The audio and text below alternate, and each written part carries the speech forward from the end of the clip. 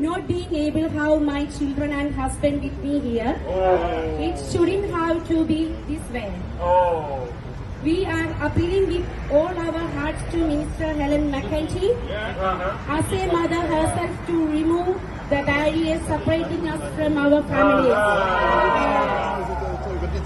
I am a carer myself. I take care of families, elderly relatives. I want to care for my family here too. It is so hard to return to an empty home at the end of our duty shift. Not good. Yes. Yeah. Of course. I would love nothing more than to see my kids every day. Yeah. To help them with their homework, so share a meal as a family, all of us together. Myself, my husband and my kids. I should not be forced to choose between providing for my family and being with them. It is a heartbreaking not having my family here.